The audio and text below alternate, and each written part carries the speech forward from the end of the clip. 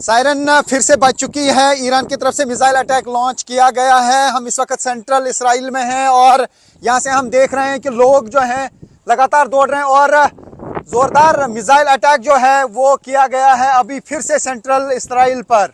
तो आप देख सकते हैं किस तरीके से यहाँ पे लोग दौड़ रहे हैं बम शेल्टर की ओर, क्योंकि सायरन बज चुका है। अब देखना होगा कि किस ओर अटैक होगा। लोग बम शेल्टर की ओर तेजी के साथ जा रहे हैं। आप देख सकते हैं किस तरीके से लोग यहाँ पे जमा हुए हैं क्योंकि सायरन बज चुका है और अब देखना होगा कि किस डायरेक्शन में अटैक होगा। बाहरी भीड़ है यहाँ पे लोगों की क्योंकि सायरन बज चुकी है और फौरन इनको बम शेल्टर में जाना पड़ रहा है सब लोगों को। और ये आप देख सकते हैं कि बम शेल्टर की ओर ये लोग जा रहे हैं क्योंकि सायरन बज चुकी है। ईरान की तरफ से मिसाइल अटैक लॉन्च किया गया है।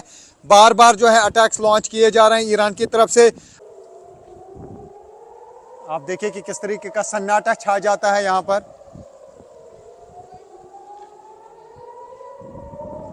तो लगातार टेल अवीव को निशाना बनाया जा रहा है, हाइफा को निशाना बनाया जा रहा है।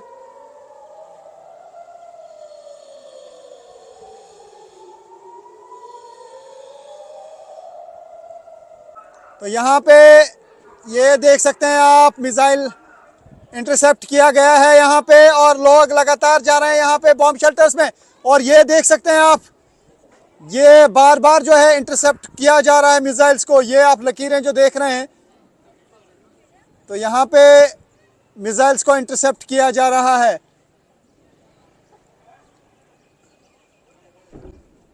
तो यहाँ पे आप देख सकते हैं यहाँ पे इंटरसेप्ट हुआ है ये मिसाइल जो हम यहाँ से देख पा रहे हैं। तो यहाँ से इंटरसेप्टर्स निकले। ये जो आप लकीर देख रहे हैं बादलों के बीचों बीच ये लकीर जो आप देख रहे हैं ये इंटरसेप्टर्स की लकीर है, ये आप देख सकते हैं। और फाइनली यहाँ पर ये जो आप स्पॉट देख रहे हैं यहाँ पर इंटरसेप्ट हो गया है ये मिसाइल।